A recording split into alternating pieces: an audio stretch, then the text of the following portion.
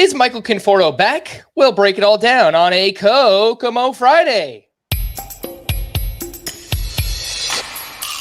Alcantara, Soroka, you look so good in Boca. Peralta, Manoa, bounce back for Aaron Nola. Giolito, Castillo, Yoshida, Mosucito. and Faedo.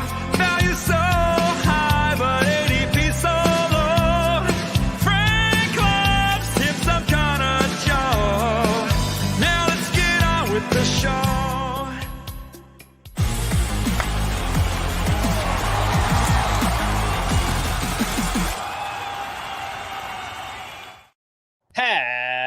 Happy Kokomo Friday and welcome in to Fantasy Baseball today on May 26th. I am Frank Stampfl, joined by Scotty Dub, Scott White, and Chris P. Towers. Today on the show, is Michael Conforto back? Let's find out. Time to have our yearly Aaron Nola conversation, Week 10 sleepers, two-star pitchers, and much more. Before we get started, please like this video and subscribe on YouTube if you haven't already. And if you're listening on the audio side, download, follow, and leave a 5-star rating on Apple or Spotify. A little behind the scenes before we actually get into the show here. Kokomo Friday starts playing. I look at what Chris is doing. He's dancing. Look at what I'm doing. I'm dancing. Scott's just there like scratching his forehead. Blowing his nose. He's just like not interested, not in it at all. You guys can see me? Because I can't see you. I just see a countdown. Yeah. That's we got that admin access, baby. Yeah, that's exactly it, Scott. So, always got my eyes on you, Scotty. Okay. It was yes. I was taking the opportunity to clear my throat, and I'm sorry you guys had to witness that. It's totally fine. Anywho, why don't I see you guys? You don't have that admin access, baby. Okay. I can give it to you, Scott, but then that means there's more of a chance of you producing a show one day. So you don't. That's okay. Power. I pass on admin access. All right. Well, let's get into it. Can you believe it? Wow. Wow. Scott, let's start with you. Player of the night. Good or bad? Is that what we're calling player of the night now? Yeah, it's like, oh my goodness gracious, player of the night, right? Okay. I'm going with Aaron Nola. He didn't actually make me say, oh my goodness gracious today, but apparently the start was a source of great consternation for people. So let's talk about it. Aaron Nola did not have a particularly good start against the Braves. It's worth noting a high-powered lineup. They powered up against him. They hit 3 home runs in his 6 innings of work. So in all, he allowed 5 runs in those 6 innings. And the home runs have been a problem this year. His home run rate after this 3 homer games, it's home runs per 9 is up to 1.4, which you'll remember 2 years ago when he had the ERA over 4, home runs were also an issue then. His home runs per 9 that year were 1.3. So now after this game, the home run per 9 rate is actually a little worse for Nola this year than during the bad year, the one and only bad year that he's had. So that is concerning. At this point, though, it's looking like the only concern, because for a while there, Nola was kind of going through the same thing as like Corbin Burns. He was going through the same thing as like Corbin Burns and Garrett Cole, where the K per 9 was way down, the swinging strike rate was way down. Last 2 starts, though, have been great as far as that goes. He had 10 strikeouts in his last start. In this start, he had 7 strikeouts in 6 innings. He also had 20 swinging strikes. So the stuff was there. The Braves just got a few hard hits off him. And so the final stat line was suboptimal. I think he's trending the right direction. I had faith in him coming around anyway, just because, as you mentioned at the top, Frank, every year it seems like we go through this with Aaron Nola where, oh no, what's wrong with Aaron Nola? And except for that one fluky season, he always does come around. The final numbers always look great. And I wouldn't be worried about him. I think there are bigger. I think there are other pitchers, high-end pitchers, who you should be more concerned with Dylan Cease, And Shane Bieber, then Aaron Nola. That's the thing about home runs, right? Is like you could pitch really well. Let's say you throw 100 good pitches or 100 pitches. 97 of them are good and 3 of them are bad, and you can have a bad start. And so it's one of those, and I'm not saying that's actually how the breakdown happened with Aaron Nola. There have been, the strikeout rate is way down, career low 21.3% right now. Whiff rate on all of his pitches pretty much is way down, but especially the curveball down to 27.7% from 39% last season.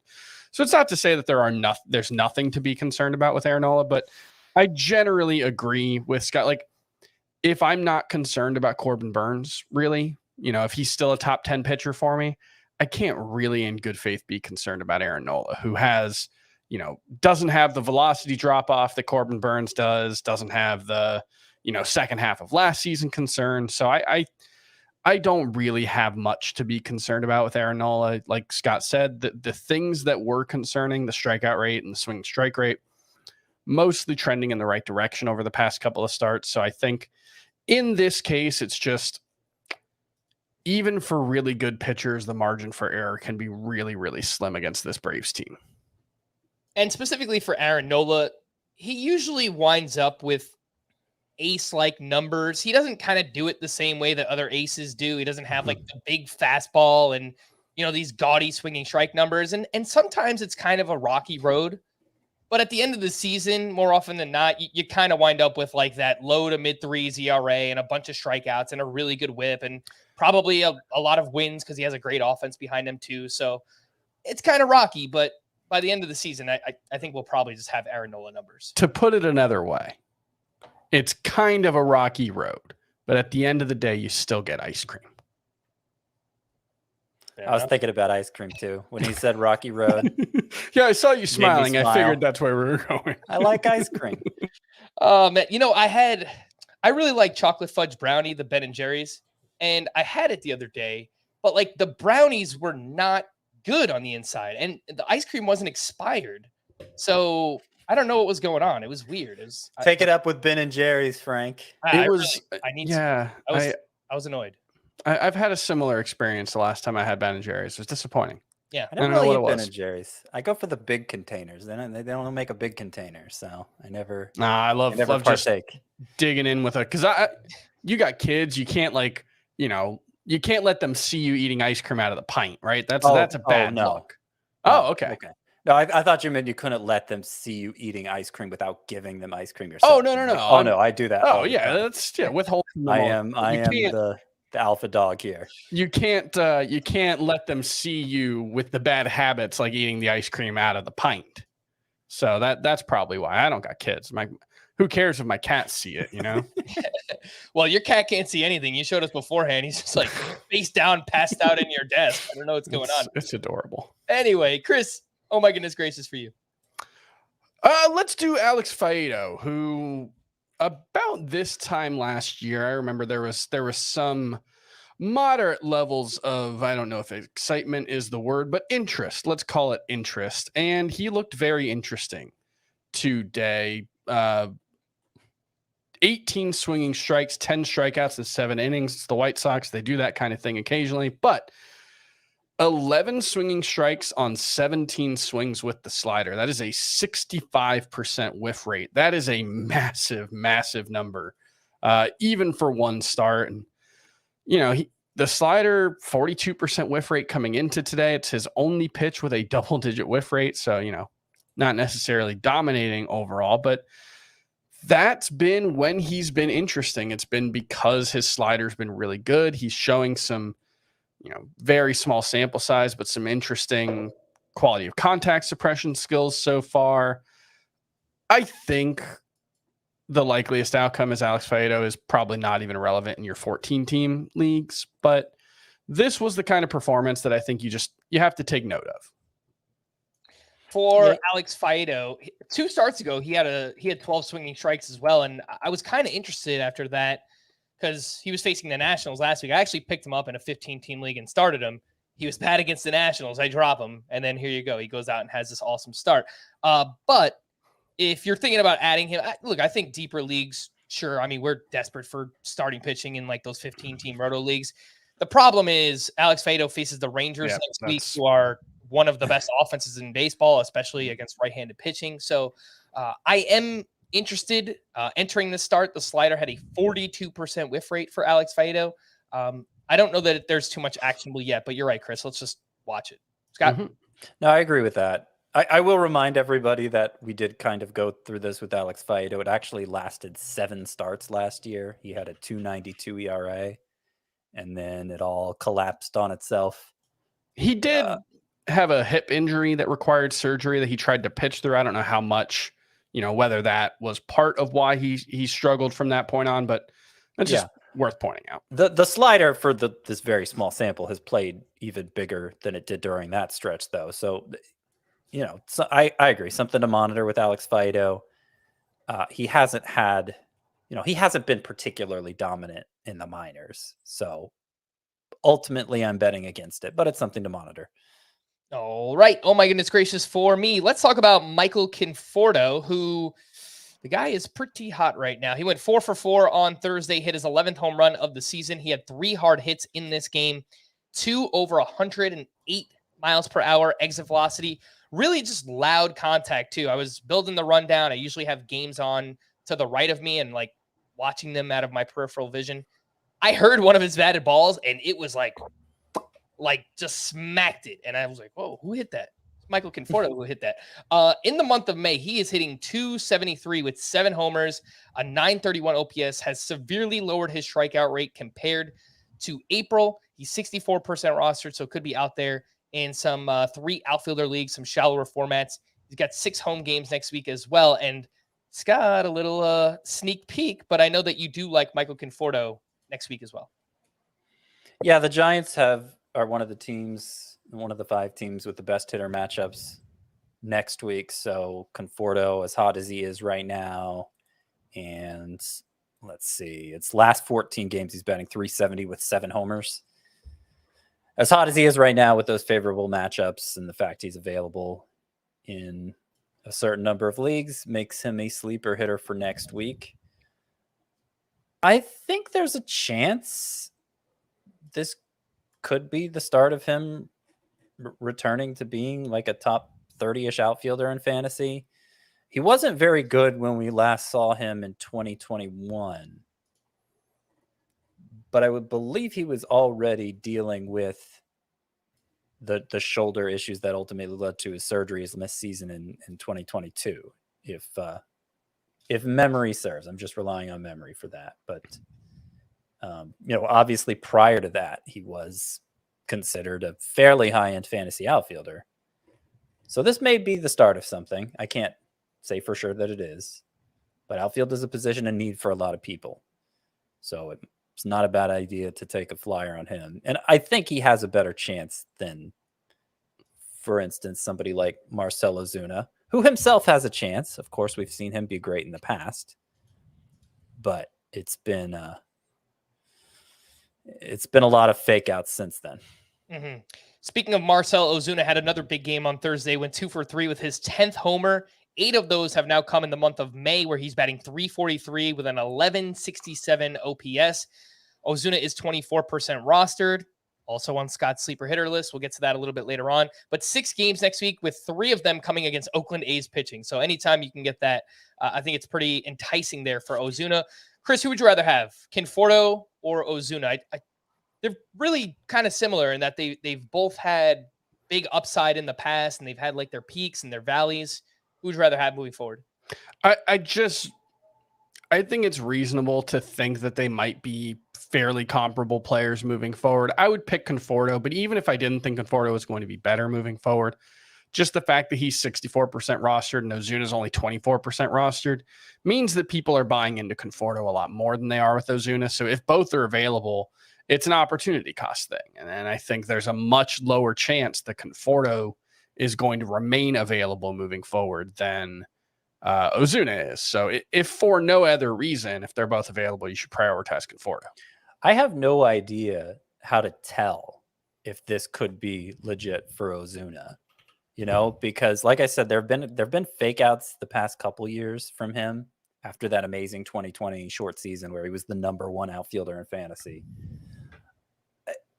And like, okay, I look at his StatCast page. Oh, everything looks pretty good. He's, high quality of contact. It's not like he's striking out a crazy amount. But It that's always been looks true the pretty good, last yeah. 2 years too. He has dramatically underperformed his expected stats during this whole run where he's been terrible. And so like, A, I don't know how to explain that. That's been part of the frustration over the past couple of years. B, I don't know how to explain what's different now. That's a thing with Marcell Ozuna, though. Over the course of his career, he's underperformed his expected WOBA by 21 points. And really outside of 2020 and 2017, he's underperformed every single season during the StatCast era, which we're now on 9 seasons. And you're talking about 24 points, 13 points, skip forward a couple of years, 31 points, 42 points. Like, it's been pretty massive underperformances. There's, as someone said on Twitter today to all of us, sometimes StatCast doesn't capture every player.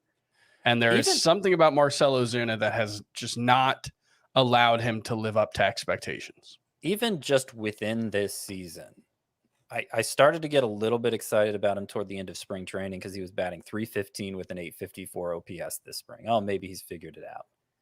Then comes April. Yeah, just awful. Of the regular season where he hits, let me see if I can, he's batting .091. I'm sorry, .085 at the end of April, 0.85. Okay, clearly the spring was just a fake out.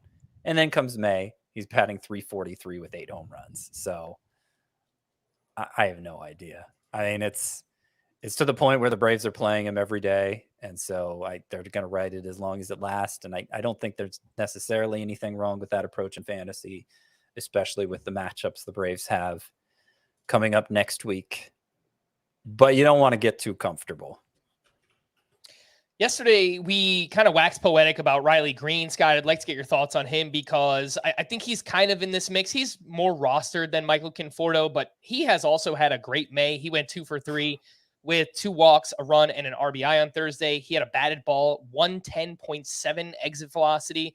And so far in the month, 385 batting average, 3 homers, 3 steals, a 1045 OPS. I know that the Tigers are on your worst hitter matchups for next week list, but with what Riley Green is doing, would you put him at the top ahead of Conforto and Ozuna? No, I learned a long time ago that it almost never works out when I put a team with bad matchups, a player from a team with bad matchups, a hitter from a team with bad matchups in the sleeper hitters. What about just for like rest of season though? Like not just for next week. Oh, yeah. No, there's a lot of upside there. And he's hitting the ball very hard. He's striking out a lot less during this hot stretch. Certainly, I think it's about 22% of the time. 22% of the time since April 24th, during which he's batting .350. And this could be the start of him breaking out. It took a lot longer than anybody expected. I wrote a Dynasty Stock Watch article at the end of April, and I had him as one of the 5 fallers in terms of dynasty value. And he's quickly regaining that value. I mean, I don't think he's quite back to the point where he was when he got called up last season, this top 5 prospect of baseball. But if he continues down this path much longer, then he's, he may well live up to that high standing. We'll see. But he's trending the right direction. Again, that is Riley Green. Let's stick with the Tigers here because they do have some interesting players like Spencer Torkelson picked up 2 more hits in this game. He's quietly having a solid May. He went 284, batting 284 in the month, 2 homers, 7 doubles, and he's hitting the ball hard this year. His expected numbers do look pretty good. Again, that's Torkelson, 44% rostered. Akil Baddoo went 2 for 3 with his second homer. This is more of, very deep league stuff. He's 3% rostered. He's now batting 257 with 2 homers and 4 steals. Just 2 years ago, Akil Baddoo hit 259 with 13 homers and 18 steals. And his plate discipline, his quality of contact is much improved so far this season. Chris, any thoughts on Torkelson and Akil Baddoo in much deeper leagues? I like Torkelson much more. I'm pretty impressed by what he's doing so far in the month of May. You read the stats off, right? 280. Yep. Not hitting for a ton of power, only 2 homers in the month of May. So that's a little disappointing. But, you look at the expected stats, expected ISO 174. That's a decent amount higher than his 130 or 129 actual ISO. So I think you can expect some regression there moving forward. It's not necessarily to say that he's going to be the 30 homer guy that we hoped he would, but he's hitting the ball in the air. He's hitting the ball consistently. He's cut the strikeout rate. He's doing a lot of the things that you want to see prior to a breakout. And so, whether that breakout is going to come or not, I feel a little more confident in Riley Green because the quality of contact's a little better. But I like both. I think Torkelson at 44% rostered feels a little low to me. I don't know who has Torkelson in the Skyway Dynasty League, but I keep sending offers and they just don't respond. Either they really don't like these offers or they're just not trading Torkelson or they're not paying attention. Who is it? I Should don't we know. call them out by name? Nope, don't do it. Don't do it. We might have to do it. But I would like light to. a fire under them. I even emailed this person, I think, and I didn't even get a response. I'm like, come on, man. I want some Torkelson in my life. But Okay. We'll talk a little bit more about the Giants coming up. We spoke about Conforto. Lamont Wade and Casey Schmidt are doing some interesting things as well. In 5 outfielder leagues, TJ Friedl, who we spoke about earlier this season, he returned recently from injury. He went 2 for 3 with a walk and his 5th steal in this game. And he's quietly batting .321, 3 homers, 5 steals on the season, 26% rostered. Randall Grichuk went 3 for 5 with a double and 2 runs scored. He's batting .342 with 1 homer, 1 steal, and .868 OPS in 19 games so far this year. Only 18% rostered, 7 road games next week for Colorado. So, not as interesting as playing in Coors Field. Scott, in 5 outfielder leagues, who would you rather snag up here, TJ Friedl or Randall Grichuk? I guess I have to say Friedl, just given how productive he's been, before coming off the IL, and he seems to have picked up where he left off. He brings an element of speed, obviously a favorable home park. But I am interested in Grichuk, who, last year we think of his first year in Colorado as a disappointment. And I guess it was, but he did what he was supposed to do in Colorado itself. He hit 307 with an 851 OPS in Colorado, and obviously is off to a great start this year, both home and away. He hasn't gotten as consistent. The playing time hasn't been as consistent as I'd like, but he has now started 6 of 7, and Brenton Doyle had to be carted off today. I think there's early optimism that that's not such a serious injury, but there was also a report that Nolan Jones is being called up from AAA on Friday. Kind of interesting. A corner man in both the infield and outfield. So presumably that's in anticipation of a Brenton Doyle IL stint. So how does that affect Grichuk? Well, you'd think that would give him more job security, except how much do they want to play Nolan Jones? Because Chris mentioned it, kind of interesting. Nolan Jones at AAA this year, former Guardians prospect. Yeah, 356, 12 home runs, 5 steals, and 1193 OPS. The numbers started out ridiculous. They've been getting more ridiculous. And this is actually coming from Baseball America. I don't know how they find these numbers. I don't know how to find them for minor leaguers, but specifically Nolan Jones has gotten a lot better against breaking balls this year. It was a problem for him in the past. He's hitting them better this year. So it's not just like he's hot. He's improved a flaw that he had. Now, that's playing at AAA Albuquerque, which is a mile above sea level, where breaking balls don't break as much. Where else is a mile above sea level? Exactly. Colorado, same thing. So I don't think that's necessarily something we have to worry about for Jones. It's just a question of how motivated are they to play him, because he was up earlier this year, 4 games, didn't get a single at bat. So I don't know. I know you were just asking me about Randall Grichuk, and I gave a whole long spiel about the Rockies. It's a playing time issue for Grichuk, and ultimately, I'd rather see Jones get that playing time. But we'll just, I'm kind of stuck in neutral until we see how it's going to play out. I will say I would prefer Grichuk to Friedel. I think Friedel's a lot of smoke and mirrors. The quality of contact is very bad for him. He does play in a good park, which helps, but hey, Randall Grichuk also plays in a pretty good park himself. So I just think I'd rather take a flyer on a guy who I think has a little bit more of a legit skill set. If you need speed specifically, Friedel's probably a better option, but I think generally speaking, Grichuk's going to be the more productive player. All right, let's take our first break. And when we return, I've got deeper league hitters. Jake McCarthy is being recalled by the Diamondbacks. We'll talk about all that right after this. Come and get it. So much new Beavis. So when are you going to put those needles in? Ow, my back. So much new Butthead. Yeah, baby. Parenthood is cool. I now pronounce you husband and husband. This is the happiest day of my life. So many all new reasons Hail, dimwitted earthling. to stay on the couch. Let the games begin. An all new season of Beavis and Butthead now streaming exclusively on Paramount Plus. Use promo code Nachos for 1 month free. Welcome back, and make sure to follow us all on Twitter if you haven't already, at CBS Scott White, at CTowersCBS, at Roto_Frank, and for the podcast, it's at FBT Pod, where I always tweet out when we're going live and the link to the audio podcast. So yeah, make sure to follow us all on Twitter. Some deep league ads. Players that are making some noise. Brandon Belt went 1 for 2 with 2 walks and an RBI. He is batting .377 in the month of May. Only 1 homer, 1047 OPS. Only plays against right-handed pitching. But the good news is the Blue Jays play 6 games, all against righties next week. Yuli Gurriel had 9 hits in 3 games at Coors Field. He is now batting .299 with an 800 OPS. Trent Grisham went 1 for 3 with a sock and a shoe. His 5th homer and his first steal. Still batting just .194. And Rougned Odor, what's dead may never die, went 2 for 5 with a home run, 5 RBI. That's back-to-back games with multiple hits and a home run in each. Chris, do any of these names matter in deeper leagues? Brandon Belt, Yuli Gurriel, Trent Grisham, and Rougned Odor. Probably not. I think, I don't know, Yuli Gurriel, I guess if he keeps hitting 300, the Marlins might be inclined to play him, but I don't think he's better than Garrett Cooper.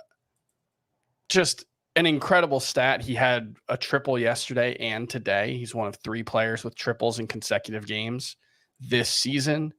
He's never had more than 2 triples in a season. I think it's his first time with multiple triples in a season since 2019. So that was fun. But no, I don't think any of these guys matter otherwise. Belt, he's crushing righties. So if you're in a daily lineups league, he's got an 850 OPS against righties. He can be useful there. Grisham not doing as well against righties, obviously, but it's still an intriguing skill set if he can ever, figure it out. Mm-hmm. I mentioned before the break that Jake McCarthy is being recalled by the Diamondbacks, and Dominic Fletcher has been sent back to AAA. McCarthy, What did he do? What did Dominic Fletcher do to deserve that? I feel like he's been cold his past, I don't know. Yeah, okay. He's had a 5-game stretch where he's only gotten 3 hits or something like that. But he's still batting over 300. It just deserves got nothing to do with it. Scott, you must have picked him up in NL only, huh? That's why you're. No, I picked him up in some of those 15-team 5 outfielder leagues. I did outfield stretch then.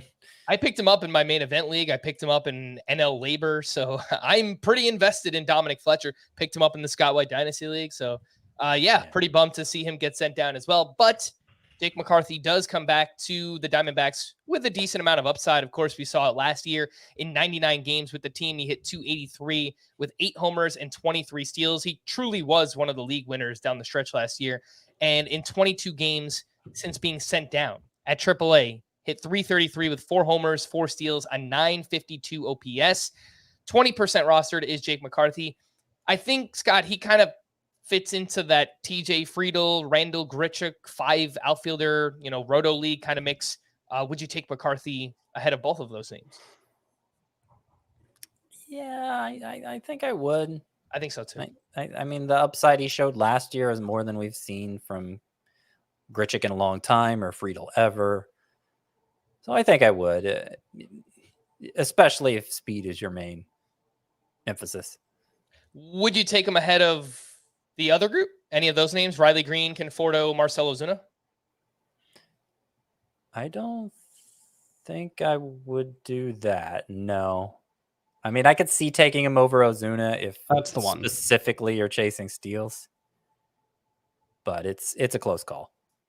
All righty. I wanted to mention that heads up, on Sunday we won't be live because of Memorial Day weekend, but Scott and I recorded a fun podcast breaking down all the players who are off to slow starts this season and what to do with them. Little sneak peek. We kind of talked about Austin Riley and what happens. He went out and hit 2 home runs on Thursday, so that might be a little outdated by Monday. You spoke it into existence. There you go. We also spoke a lot about Aaron Nola. So be on the lookout for that. It'll go live on YouTube Sunday night at 9 p.m. Eastern time. So if you want to watch it when it comes out, you could do so. The podcast will show up in your audio feed Monday morning, and then we'll be live once again Monday night, breaking down the long weekend of baseball. Let's get into some other, I guess, questionable starting pitchers. What do we do with these guys? Starter sit moving forward. Alek Manoah, he stunk once again. It was at Tampa Bay. It's, the best offense against right-handed pitching so far this season. Only lasted 3 innings, gave up 5 runs, 4 of those earned, 5 more walks, 6 strikeouts. That was good to see for him. Didn't allow a ton of hard contact. His slider was actually solid in this one. It had 5 whiffs, a 36% CSW, but again, no pitcher is going to succeed 5 walks in 3 innings pitched. The walks are up to 6.4 per 9 this season. Chris, your latest thoughts on Alek Manoah, and do you start him next week up against the Milwaukee Brewers? No, of course not. I'm not dropping him yet, but of course you can't start him right now. There's no sign of him figuring things out. And I did my big rankings update today, and I moved him way down, and honestly, probably not far enough down for anyone's liking, including potentially my own. I moved him to 40th at starting pitcher. I think most people listening think he should rank 400th. And maybe he should. I don't know. I can't. How many times are we going to have this same conversation on the podcast? I can't give you any affirmative reason to believe Alek Manoah is going to turn things around. It's just players with his track record, even a relatively slim track record like his, only a year and a half before this one, tend to figure things out eventually. And I believe Alek Manoah will figure things out eventually. There's nothing I can point to that shows that he is figuring things out. Although the slider playing up today is a promising sign, because that's been an issue for him most of the season. Yeah. I mean, we don't know if it'll happen. We don't know how it'll happen, but baseball is such that very small changes can make a very big difference.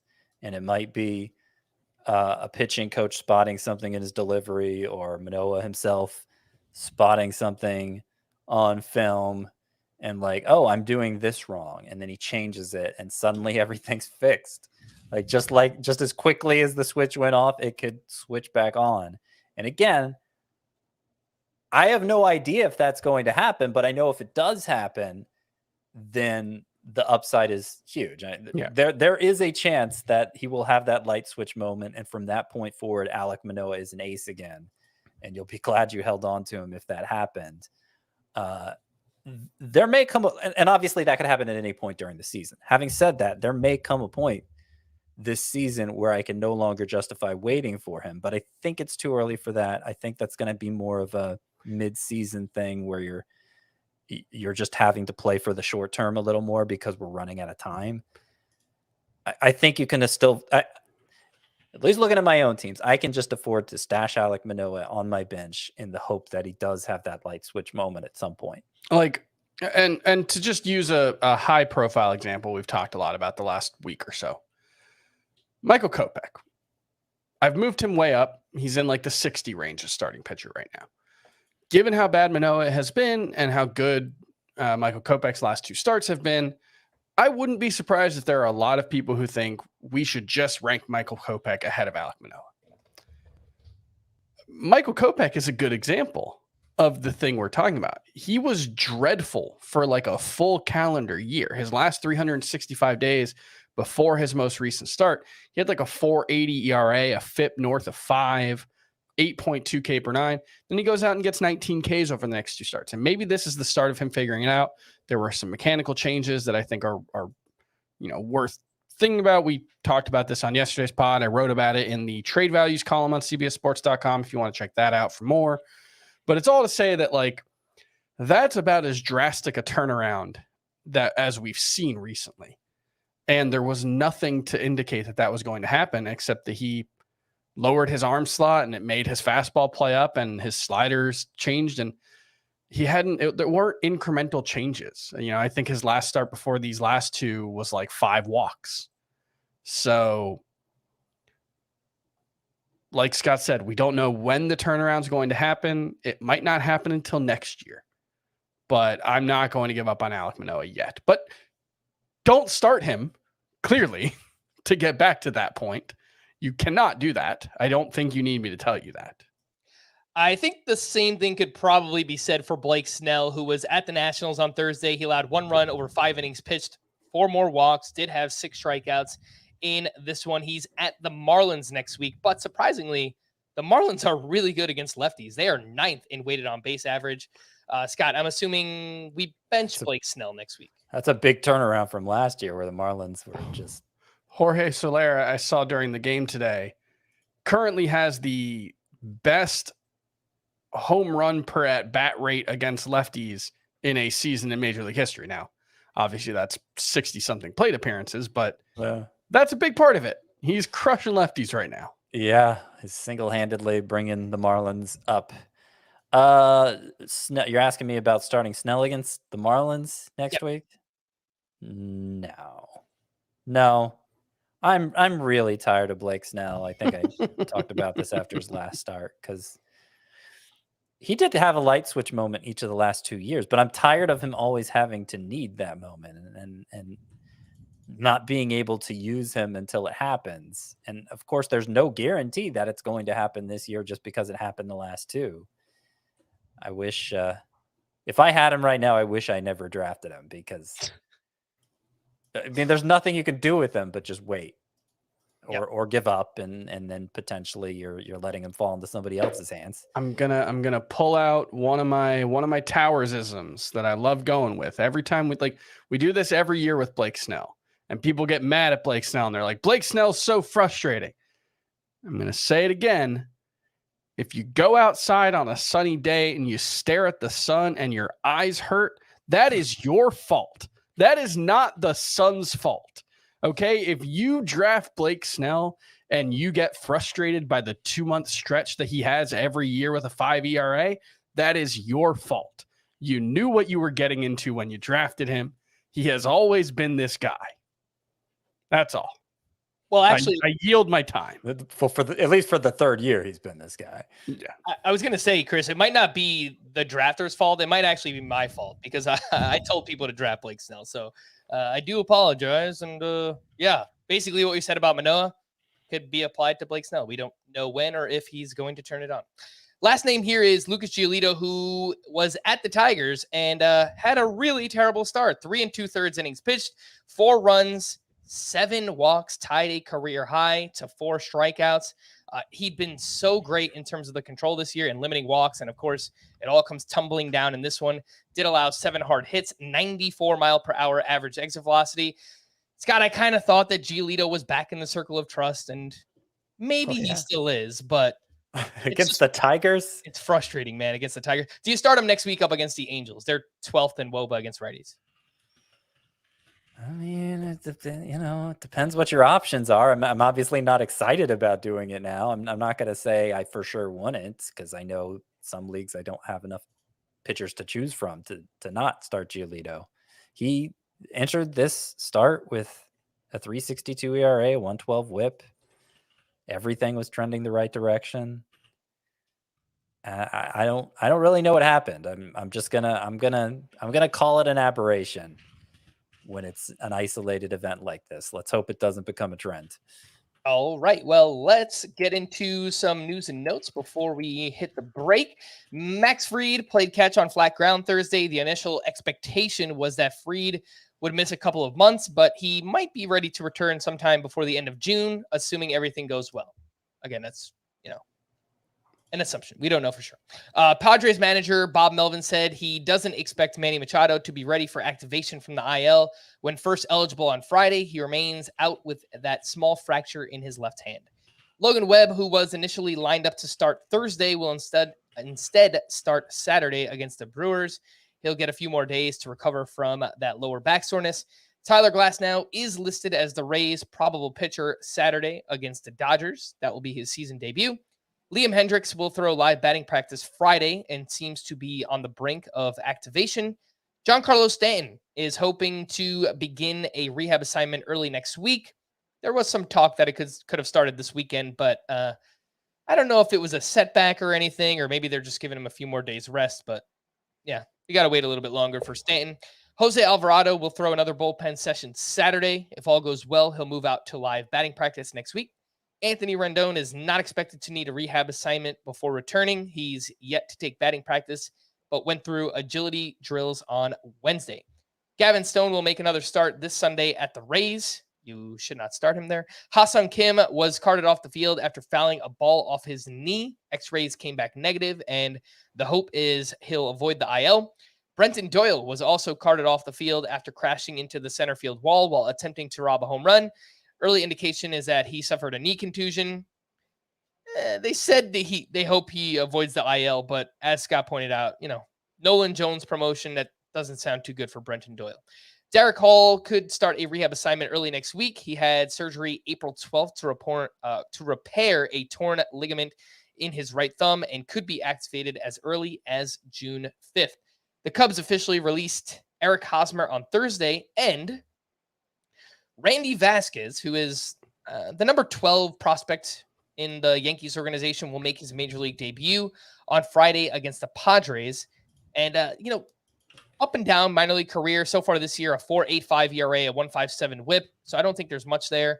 Chris, I saw that you rostered him in the Scott White Dynasty League. I don't know if you have any takes on Randy Vasquez. Big moment for me in the Scott White Dynasty League. No, he's someone that scouts still like a decent amount, probably more than the results should make you think. But yeah, he's kind of fallen on hard times since getting the high minors, 3.90 ERA or worse at AA and AAA across parts of 3 seasons. So expectations should be low, but we've seen guys have mediocre minor league numbers and then come up and impress in the majors. Guys in the minors, we talked about this. We talked about it a couple weeks ago on one of the pods, but it's always hard to tell when someone's struggling in the minors because they're just not good versus when they're working on something specific that makes it hard for them to put up good numbers. And maybe this is a situation where the Yankees don't care if the results are good at, Winston-Salem or whatever. Like, where are their AAA team? Scranton Wilkes-Barre. That's right. So we'll see. But yeah, expectations should be fairly low. All right, let's take our final break. And when we return, we'll get into our Week 10 preview here on Fantasy Baseball Today. Get breaking news, big news coming out of the NFL today. highlights, and instant reaction. The largest final round comeback in tour championship history. We're down to the final 4. I just want to take time to analyze greatness. Talk winners and losers with a guy who's already a big winner. CBS Sports HQ. It's all sports all day long. Welcome back, and let's get into our Week 10 preview. We'll start with the schedule for next week. 8 teams have 7 games. That includes the Diamondbacks, the Red Sox, Guardians, Rockies, Astros, Angels, Twins, and Rays. 20 teams have 6 games next week, and 2 teams have 5 games, the Royals and the Cardinals. If you're looking for the Rockies, they have 7 road games next week, 4 at Arizona and 3 at Kansas City, so no taking advantage of Coors Field. Start or sit these fringe 2-start pitchers for next week. We'll start with Kodai Senga, who's going up against the Phillies and the Blue Jays. Scott, what says you on Senga? I think I'd leave that for points leagues. He's done a pretty good job of preventing runs, but he's going to kill your whip, especially with those matchups. So I think points leagues only for Senga. Domingo Germán, in his first start back from suspension, is at the Mariners and at the Dodgers next week. Chris, what do you think about Germán? I would prefer not to go with him, especially we don't know how much the sticky stuff was helping. The results have been pretty inconsistent, but there's going to be heightened scrutiny. I would probably try to avoid it, especially in my roto leagues. JP France has been mostly good for the Astros so far. He's going up against the Twins and the Angels. Scott, what do you think about France? No, I don't trust him. I have him in the no thanks section of the 2-star pitcher rankings. Okay. And Chris, I find it appropriate that you get to talk about Yusei Kikuchi because I feel like you're always talking about Yusei Kikuchi some way, somehow. He's going up against the Brewers and the Mets next week. Worth noting that both of those teams are bottom 10 against left-handed pitching this season. That's because they haven't faced Yusei Kikuchi yet. I think that answers the question, right? Look, he may have 2 good starts. He'll do that occasionally. His stuff is pretty good, but the ERA is back up over 6 again now. I think it's over 5 now. Yeah, like that's pretty much what happens with Yusei Kikuchi. He'll have only 4.56. The FIP is 583. Ooh. Yeah, he might have a couple good starts, but there's no reason to think that it'll happen this week. Yeah, I bring him up because he's still 81% rostered on CBS, right? Like, he's RP eligible, right? Yes. He is. So I think that explains a decent amount of it, and he probably won't get dropped. And look, if you're in a league where he's RP eligible and you play with points, I'd probably rather start him than someone like Kyle Finnegan next week. Yeah, I think that's fair. But in most cases, I think you probably want to stay away from Yusei Kikuchi. Scott, some 2-star pitchers to add and stream for next week. Who you got? Pretty good group here. Michael Kopech. Got to start with him, as if we haven't talked about him enough. His matchups next week are Angels and Tigers. Lately, though, he's just looked like a dominant pitcher regardless. Tigers, of course, make for a great matchup. So are you somewhat buying into Kopech now, Chris? Is that what you were getting at earlier? I am deeply, deeply skeptical of him. He's a 1-pitch pitcher, I think, but that pitch looks really, really good over the last 2 starts. Talking about his 4-seam fastball, he's starting about 70% of the time in those 2 starts. Right. I think the likeliest outcome is Michael Kopech will be bad moving forward, but I think you should certainly. 2 days ago when I was on with you, you were saying he's definitely bad. So you've kind of softened that stance a little. Yes. Okay. All right. So Michael Kopech is 1. Bobby Miller coming off an impressive debut against the Braves. He's lined up for 2 starts this week, 1 against the Nationals, other against the Yankees, which isn't so great, but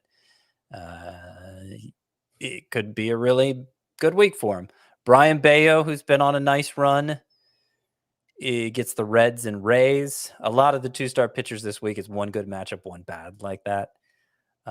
Bayo's in that category as well, but he's at least good at putting the ball on the ground, so hopefully the Rays don't knock him around too badly.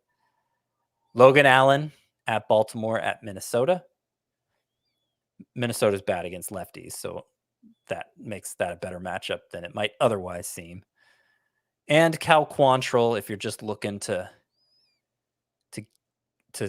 sneak in an extra quality start, he's usually pretty good at delivering those. He has the same matchups at Baltimore, at Minnesota. Probably leave him for points leagues, Cal Quantrill, but he's usable. Yeah, we'll dedicate that one to my dad because, he'll start any 2-star pitcher at any point. Doesn't matter, but yeah, that's Cal Quantrill for next week. Single star streamer, Scott. This group is a little bit more interesting. That's the word that I'll use. Yeah. James Paxton gets the Reds, and it is in Boston, which is better than being in Cincinnati. He has given up hard contact, and it came back to bite him in his last start. But for the most part, I've been encouraged by the way he's looked coming back from Tommy John surgery, and that's a favorable matchup. Grayson Rodriguez. This might be the first time I've recommended Grayson Rodriguez as a start all year. He's going against the Guardians, worst offense in baseball. Worst OPS against right-handed pitchers, which is what he is. And so if there was any time when Grayson Rodriguez would rise to the occasion, you would think this would be it. They do not strike out much against righties, for what it's worth. They're last in WOBA against righties, but like the third lowest strikeout rate against righties. I was looking that up the other day. Yeah, they got some contact hitters in that lineup, so I guess that makes sense. Miles Michaelis, he had a good start here on Thursday, and he's been on a good run lately in a way that doesn't make a lot of sense. Like, I'm not back on board Miles Michaelis from a season-long perspective, but he is a hot hand play right now. 1.98 ERA in his past 6 starts, despite a high average exit velocity and a low strikeout rate. And he's at Pittsburgh, a really cold offense right now. So I think he makes for a decent streaming choice. Edward Cabrera, never know what you're going to get from him, but against the A's, it could be really good. Could be a lot of strikeouts. And Brandon Pfaadt, scary play, but the Rockies anywhere other than Coors Field are a favorable matchup. Should Edward Cabrera's new nickname just officially be Box of Chocolates? Because you never know what you're going to get. Hey, if you like. 1 or 0 walk, I think, in 3 of his last 4. So, the other one was a 6 walk start, I think. So, yeah, that makes up for all the good. Let's get into the hitter side of things. Best hitter matchups for next week, the Marlins. So if you picked up Jorge Soler for this week, just enjoy the ride next week as well. Number 2, Braves on that list, and then the Rockies, Brewers, and Giants. The worst hitter matchups, Yankees, Tigers, Angels, Astros, and the Reds. With that being said, it's got your top sleeper hitters for week 10. So I just want to point out, you mentioned the Rockies have the 3rd best hitter matchups. They are facing weak pitchers in a 7-game week. So that's why I put them there, but they're on the road. So I'm not actually recommending any Rockies hitters, even though I'm saying they have favorable hitter matchups. It's just kind of a weird, what's the word I'm looking for? A paradox. It's a paradox. Okay. So the Giants have the 5th best matchups, as you pointed out. 5 of their 6 games are against righties. Lamont Wade, I think, should always be starting pretty much, unless there are a bunch of lefties on the schedule, which there clearly aren't. 43% rostered. That seems insanely low to me. Against righties, he has more walks than strikeouts. So even in shallower points leagues, I think Lamont Wade makes for a good play. We mentioned Michael Conforto. Lower down on the list, same team though, JD Davis. He's not playing as consistently as he was earlier in the year, but he's playing enough that hopefully he can take advantage of these good matchups. Higher on the list, Marcell Ozuna, who we've talked about a lot today. I also have Orlando Arcia represented from the Braves and their 2nd best hitter matchups with that series against the A's. You mentioned Marlins. By the way, unfortunately, Jorge Soler is now too rostered to qualify for the sleeper hitters list. So that's the only reason he isn't here. Obviously, you should keep starting Jorge Soler, but you should also start, or at least consider starting, Brian De La Cruz, who remains hot and will hopefully take advantage of the matchups that also include a 3-game series against the A's, just like the Braves. The Twins are not among the teams with the 5 best matchups, but they do have good matchups in a 7-game scoring period. 6 righties on the schedule. So I think Edward Julian and Alex Kirilloff both make for decent plays. You'd figure they'd be better against righties and be more likely to play against righties, being left-handed hitters. Owen Miller. Brewers have the 4th best matchup. He's a hot hand. Don't really buy it, but he's eligible almost everywhere and is hot right now. And Kyle Farmer, if you need another versatile guy. He's cooled off a bit, but the overall numbers still look good. And as I mentioned, the Twins have good matchups. Scott, I would like to submit a write-in vote. Is that okay? Sure. Casey Schmidt, 49% roster. Yeah. So he was one of the 4 rejects, but then he had a big game here on Thursday. I might swap him in for Kyle Farmer. It's close enough. Do it. New addition to the preview, something we did last week, is where should we use Ohtani next week, as a hitter or pitcher? I think more often than not, it'll probably be decided by your team context, whatever you need more, pitching or hitting. But Chris, let's just say, you can use both. Do you need hitting or pitching? Next week, Ohtani is at the Houston Astros as a pitcher, and as a hitter, 7 road games at the White Sox and at the Astros. Do you have a lead hitter or pitcher? There are some tough matchups in there, but I'm going to go with him as a hitter. I don't think like Houston's actually not a particularly tough matchup for pitching at this point, but I would lean towards using him as a hitter. All right, let's wrap up with some other waiver wire pitchers who pitched well on Thursday. Kyle Gibson had a great start at the Yankees. He went 7 shutout with 3 strikeouts, and over his last 4 starts since getting rocked at the Royals, he has a 2.52 ERA and a 1.24 WHIP. That is Kyle Gibson. Braxton Garrett had a decent start in Coors Field. He went 5 innings, 2 runs, 3 strikeouts with 15 swinging strikes on 82 pitches. Carlos Carrasco had his best start in quite some time. He was at the Cubs. He went 6 2/3, 1 run allowed, 4 strikeouts. Velocity was up around a mile per hour on his fastball and his curveball in this one. He changed the pitch mix quite a bit too in this start. He went heavy changeup, used his curveball a lot more as well. That is Carlos Carrasco. JP Sears had an okay start at the Mariners. 5 innings, 1 run, only 1 strikeout. Only 3 swinging strikes as well. Yeah, it was kind of a fluky start. Chris, how do you rank this group? Do you actually have any interest here? JP Sears, Carrasco, Garrett, and Kyle Gibson. I don't have much interest in any of these 4 fellas. I think Gibson is, for the most part, just a streamer at home. I know he's had 2 good starts in a row on the road, but the underlying stats and peripherals are all generally pretty bad. 4.85 expected ERA. So I would not be running Kyle Gibson out there unless it was good matchups at home versus Cleveland next week counts. So I think he's actually a decent 1-start streamer for next week. Braxton Garrett's probably my favorite of this group. He's actually been quite good outside of the 11 earned run start. So if I have to add one of these guys, it's Braxton Garrett. And Scott, I noticed. Do I have to? Go ahead, Scott. I've noticed Garrett is doing something different during the last 3 starts in particular that have been, I think, his 3 best all year.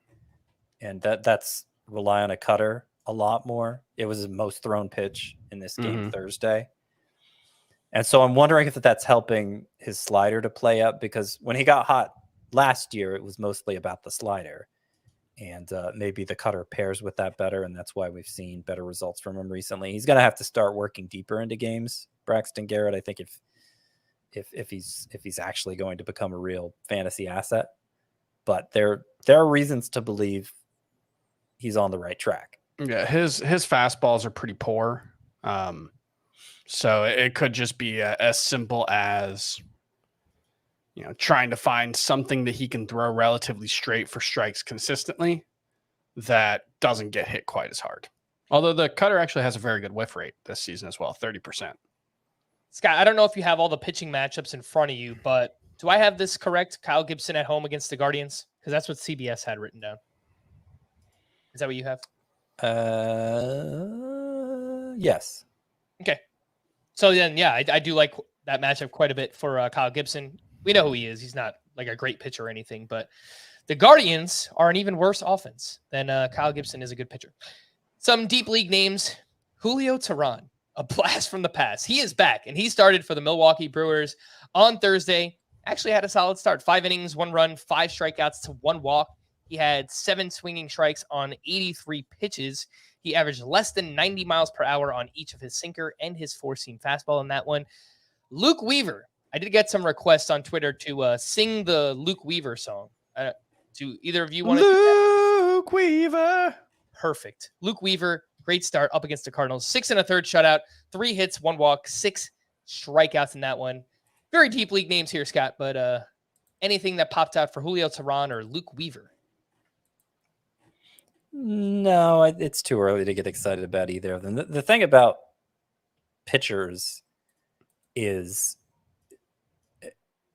they have to be a minimum amount of good to matter even in deep leagues.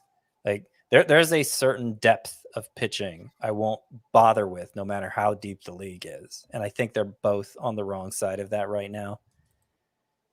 You know what made me actually say, oh my goodness gracious, was I saw somebody tweet that Julio Teheran is only 32 years old. Oh my And God. I went and verified, and that is somehow true.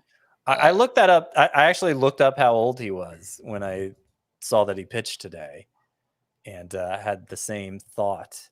He's had a lengthy in his career. 12th year. Yeah. 13th year. It's wild. I mean, he's like tied. I'm going to get this stat wrong. Tehran, Braves opening day starts. And obviously the Braves have had a lot of great pitchers in their history. And he's like tied for the record for most opening. Yeah, I think he has starts. 6 or 7. Yeah. That is crazy stuff there for Julio Tehran. Kyle Hendricks made his season debut, his first start in 11 months following shoulder surgery. He wasn't great up against the Mets. 4 1/3, 5 runs allowed, 3 earned runs, 5 strikeouts to 2 walks. Did limit the hard contact, which is good to see here. Mostly the same pitch mix that we're used to. 19% rostered for Kyle Hendricks. He's home against Tampa Bay next week. There's no way that you're starting him, but I don't know, Chris, any kind of a spec ad here on Kyle Hendricks? I'm more interested in him than Julio Tehran. Okay. If you can damn with faint praise. Yes, indeed. I think, but you'd probably take him over Graham Ashcraft, right? That was the one that you just like dunked all over the other day. I would probably hang on to Graham. I would not drop Graham. I'm fine with dropping Graham Ashcraft. I don't think Kyle Hendricks would be the guy I would do it for. Right. All right. A few left. Here's this very important stat that everybody cares about. Phil Niekro, 8 opening day starts for the Braves. Greg Maddux, 7. Julio Tehran, 6. Third most. There you go. Braves history. There you go. A few leftovers here. We mentioned earlier, but Austin Riley had a double dong. He went 2 for 5. He's now up to 9 home runs. He had 2 batted balls over 110 miles per hour in this one. Pete Alonso had a huge game. He went 2 for 2 with 2 walks, a sock, and a shoe. His league-leading 19th home run, his first steal. It was the back half of a double steal, so, take that for what it's worth. Pete Alonso is now on pace for 62 home runs, 1 year after Aaron Judge did it. Coincidence? I think not. The Rays ran wild against Alejandro Kirk. Randy Arozarena picked up his 6th steal. Wander Franco picked up 2 more. He now has 17 steals on the season. Luke Raley, not really the fastest in the league. He also had 2 steals. Taylor Walls also had 2 steals, now up to 11. And Scott's sleepers continue to dominate. We mentioned Jorge Soler went 3 for 5 with his 15th home run. 3rd straight game with a homer. Elias Diaz went 1 for 4 with his 6th homer. Has 3 homers in 4 games so far this week. One pitching leftover. I guess we could talk about both of them. 2 names here. Zach Eflin, 7 innings of 1-run ball, 0 strikeouts. Just kind of interesting up against the Blue Jays. And Logan Gilbert was amazing up against the Oakland A's. 8 innings, 2 runs, 6 strikeouts with 14 swinging strikes on 77 pitches. I'm a little upset that the Mariners didn't let Gilbert just close it out, go complete game. I mean, 77 pitches after 8. Why not? Let him go for it. But any thoughts here? Chris, Zach Eflin, Logan Gilbert. Gilbert looks awesome. His swing strike rate on his curveball is way up 36%. That new splitter that he's throwing also up to 36%. Splitter looks really good as well. Certainly passes the eye test when he throws it. And that was what we talked about before the season was, Gilbert was going to have to develop one or multiple of those secondary pitches into legitimate swing and miss pitches for him to live up to his potential. And that's what he's done. The 4-seamer and the slider right around where they were last season, both in usage and in results. But the curveball and splitter growth has helped him take a big step forward. I'm pretty impressed by him. In the words of InSync, bye on Logan Gilbert. Call to the bullpen. Some updates here for the Cardinals with Ryan Helsley unavailable. What, Scott? It kind of works. Well, I know they're except saying the bye they're singing is kind of the opposite version of the bye you're singing. I know, but I think it still works. No, it's a play on words. Well, it's a confusing message, that's fine. Do not drop Logan Gilbert. I'm telling you to go out and acquire him. B-U-Y. Yes, that not is B-Y-E. what we're looking for. Call to the bullpen. Some updates here for the Cardinals. Ryan Helsley was unavailable. Giovanni Gallegos recorded the final 4 outs for his 5th save of the season. For Tampa Bay, Jason Adam and Pete Fairbanks were unavailable. Colin Poche recorded the final 2 outs for his first save of the season. For the Marlins, Dylan Floro entered in the 8th with a runner on first, and the game tied at the time. He gave up 3 runs on a walk and 4 hits, which meant a 4-run lead for Pierce Johnson in the 9th inning. Well, guess what? He gave up exactly 4 runs on 2 homers to Jorge Soler and Garrett Cooper. Garrett Cooper. Yes, that was the name I was looking for. I know that the velocity and strikeouts are way down, but like the surface level numbers have been much better for Daniel Bard than Pierce Johnson. Do you think they go to Bard at some point? I don't know. I haven't seen them use Bard even in a high leverage non-closing situation. Like they've been taking it real easy with him. So I don't know. It doesn't seem like they can sustain this with Pierce Johnson because he's just he's not good. But I don't know. They've shown no indication of switching back to Bard. For what it's worth, Bard over the last 6 appearances has 8 walks to 7 strikeouts. Okay, well that's not helping. No, it is not. For the Nationals, Kyle Finnegan entered in the 8th with a 1-run lead. He struck out 3. Hunter Harvey got the 9th. He allowed a 3-run homer to Rougned Odor. Took his 4th blown save and 2nd loss of the season. For the Padres, Josh Hader struck out 2 for his 13th save. For the Orioles, Felix Bautista was unavailable. Yennier Cano got the 9th inning. He allowed a run, but picked up his 4th save of the season.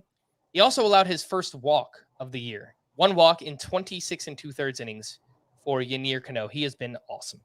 For the Braves, Raisel Iglesias picked up his 4th save. And for the Mariners, Paul Sewald picked up his 11th save of the year. To stream or not to stream, let's get into Friday. And scrolling up and down here, Matthew Liberatore at the Guardians. Friday's good. We talked about this yesterday. Friday is good. Yeah, Reed Detmers against, although they are good against lefties. Yeah. I still think it's okay. Detmers against the Marlins. Yeah, Louis Varland, I don't mind, even though it's a not great matchup against Toronto. Matthew Liberatore against Cleveland, I like. It's a pretty good day for streamers. The Brewers are really bad against lefties too, so if you're feeling frisky with Alex Wood, go out and try that one on for size. Brewers are 29th in WOBA against left-handed pitching this season. On Saturday, let's see what we got here. Decidedly less interesting. I remain very interested in Garrett Whitlock, but I probably would not start him. I think Edward Cabrera against the Angels is probably the best streaming option here. And even that, like we talked about earlier, don't actually know what you're going to get from Edward Cabrera. Not great. I think Roansy Contreras at the Mariners and Michael Lorenzen versus the White Sox are decent, lower end kind of plays, but not much confidence. Yeah, we got burned with Lorenzen earlier this week, but true. It's either him or gamble on Edward Cabrera, I think. Not great. Yeah. Don't stream on Saturday. Do it on Friday instead. On Sunday, Dane Dunning at the Orioles, maybe? Yeah, I mean, tough matchup, obviously, but he's come through against other tough matchups so far. Tanner Houck at the Diamondbacks. I know you like what you saw recently from Houck. The Diamondbacks offense is really good. Yep. Yeah, I'd rank Houck behind Dunning, but he's probably my second choice here. Mm-hmm. And I don't like Marco Gonzalez against the Pirates. Like, I don't know. It's all right, but yeah, I probably wouldn't go with Dunning or Tanner Houck or skip Sunday as well. Or nobody. stream everybody on Friday. We're going to wrap there for Scott and Chris. I am Frank. Thanks as always for tuning in to Fantasy Baseball Today. Please make sure to follow and leave a 5-star rating on Apple or Spotify. We'll be back again next week. Bye-bye.